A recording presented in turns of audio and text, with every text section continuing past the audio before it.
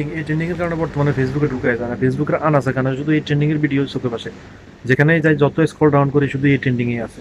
মানে অনেকে তো এই ট্রেন্ডিংয়ে ভিডিও বানানোর জন্য 4-5টা ভিডিও বানাই ফেলছে, রিহার্সাল করে করে 2-4-5টা ভিডিও বানাই ফেলছে। বাংলাদেশ যারা ইনফ্লুয়েন্সার আছে, মানে নিজেদেরকে যারা ইনফ্লুয়েন্সার দাবি করে টিকটক ভিডিও বানায়, ফেসবুকে কন্টেন্ট বানায়, কাপল ব্লগারদের কথা বাদ দিলাম, মানে যারা ভালো ভিডিও বানায় তারাও দেখতেছি এই ধরনের ভিডিও ট্রেন্ডিং এর সাথে এখন গা ভাসাই দিচ্ছে একদম। এই গা ভাসাইতে যায় তারা তো কত হাজার হাজার লিটার পানি নষ্ট করতেছে, সেটা তো তারা চিন্তা করতে পারতেছে না।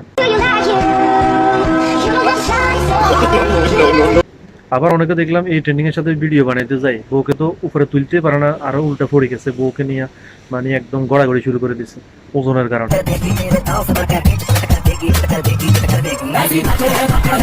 আমার কাছে সবচেয়ে ইন্টারেস্টিং লাগছে এই ভিডিওটা, একদম ডিফারেন্ট। মানে মানুষের যেটা করে সেটা উল্টাটা করে দেখাইছে। বউকে কোলে নিয়ে কেন ভিডিও বানাইতে হবে, বউ স্বামীকে কোলে নিয়ে ভিডিও বানাই দিচ্ছে, দেখছেন ট্রেন্ডিং। বাংলাদেশ না, বিশ্বের বিভিন্ন দেশে ট্রেন্ডিং এখন ভিডিও বানাইতেছে।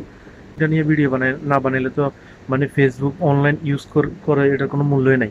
মানে যারা অনলাইন ইউজ করে তারা এখন এই ট্রেন্ডিংটা নিয়ে একটা ভিডিও বানাইতেই হবে, এটা এখন একটা রুলস হয়ে গেছে, নিয়ম নীতি হয়ে গেছে।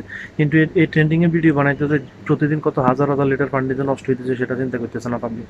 মানে তাদের মাথাতে ন্যূনতম জ্ঞান নাই যে কত লিটার পানি নষ্ট করতেছে ডেলি একটা ভিডিও বানানোর জন্য। বা বিশ্বের অনেক দেশ আছে যেখানে পানি পাওয়াটা খুবই কষ্টসাধ্য, অনেক জায়গা আছে যেখানে পানি পায় না বললেই চলে। তো সেই অনুসারে একটু চিন্তা করে যদি এসব ট্রেন্ডিংয়ে গানা ভাষায় অপচয় যদি না করে বাংলাদেশটা বিশ্বের বিভিন্ন দেশে ট্রেন্ডিংয়ের সাথে ভিডিওটা বানাইতেছে, তারা যদি পানির অপচয়টা একটু কম করতো তাহলে মনে হয় ভালো হতো জিনিসটা। মানে ট্রেন্ডিং পাইছেন, এটার সাথে গা ভাষায় দেন, ভালো কথা, সমস্যা নেই, কিন্তু এটার কারণে কি অপচয় হইতেছে সেটা একটু খেয়াল করার দরকার আছে।